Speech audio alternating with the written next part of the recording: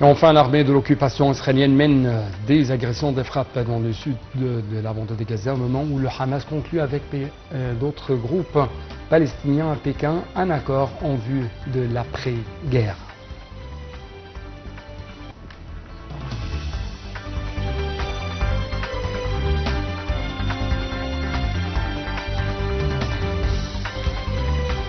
Les informations en détail à l'occasion du 72e anniversaire de la révolution égyptienne. Le président Abdel Fattah el-Sisi a prononcé un discours au début duquel il a jeté la lumière sur cette date qui a changé l'histoire de l'Égypte et de la région.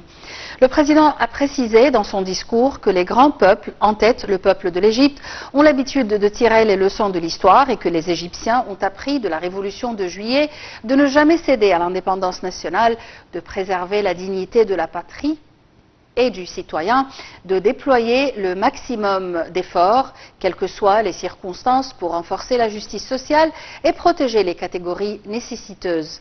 Le chef de l'État a ajouté que la révolution de juillet a enraciné le rôle pionnier de l'Égypte dans son cercle arabe et africain, ainsi que sa grande contribution dans la protection des droits et intérêts des pays du Sud dans tous les continents, rôle que l'Égypte a gardé via des démarches actives. Le président Sisi a indiqué que l'Égypte est allée de pair avec les changements, s'est ouverte sur le monde, s'est efforcée pour améliorer ses capacités économiques, industrielles et d'investissement. L'Égypte s'est impliquée dans le système commercial mondial tout en s'attachant à préserver l'économie nationale tant que possible contre les fluctuations mondiales. Le discours complet du président Sisi sera rediffusé juste après le journal traduit en langue française. Sur les réseaux sociaux, le président Abdel Fattah el-Sisi a félicité le peuple égyptien et son armée à l'occasion de l'anniversaire du 23 juillet. Le président Sisi a écrit que le 23 juillet était une épopée mettant en relief l'unité des Égyptiens qui est un gage pour maintenir la gloire de la patrie. Selon le chef de la République, ce souvenir ajoutait un chapitre lumineux dans l'histoire moderne et qui renferme toutes les conceptions de sacrifice en vue de garantir la souveraineté, la patrie et l'intégrité de son territoire. La première dame, Mme Intisar el-Sisi, a pour sa part félicité le peuple égyptien à l'occasion de l'anniversaire de la glorieuse révolution du 23 juillet, qui a été un exemple de la volonté et de la lutte de notre peuple pour conquérir sa liberté et l'indépendance de sa décision nationale. Le président Abdel Fattah el-Sisi a tenu une réunion avec le ministre de l'Intérieur, le général Mahmoud Tawfiq. C'est ce qu'a rapporté le porte-parole de la présidence, le conseiller Ahmed Fahmi. Le président Abdel Fattah el-Sisi a appelé l'ancien président américain Donald Trump pour s'acquitter de sa santé après l'attentat manqué, lui souhaitant une convalescence rapide. Lors de l'entretien téléphonique, le chef de l'État a insisté à la condamnation de toute forme de violence et d'actes de terrorisme et de haine.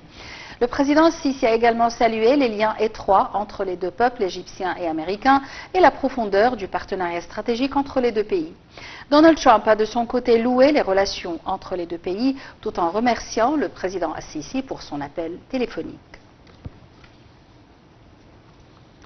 Sur le plan local, le Premier ministre Dr Moustapha Madbouli a insisté sur l'importance du système de sécurité cybernétique et de tirer des leçons de la crise mondiale qui a eu lieu la semaine dernière à cause des pannes techniques. Ces déclarations ont été faites lors de la réunion du Premier ministre avec le ministre de Télécommunications Ramla Talat pour suivre les systèmes de sécurité cybernétique et les mesures préventives prises par le gouvernement à cet égard. Le ministre des Affaires étrangères, Badr Abdelghati, a tenu des pourparlers bilatéraux au siège du ministère des Affaires étrangères avec son homologue soudanais Hussein Awad. Lors de leur entretien, ils ont abordé les moyens de renforcer les relations égypto-soudanaises, la position de l'Égypte soutenant le Soudan pour faire face aux défis de la guerre dont ils font face. Ils ont aussi discuté des efforts égyptiens pour résoudre la crise soudanaise. L'armée de l'occupation israélienne a mené aujourd'hui des agressions de frappes dans le sud de la bande de Gaza où des milliers de personnes ont fui la panique, ou plutôt dans la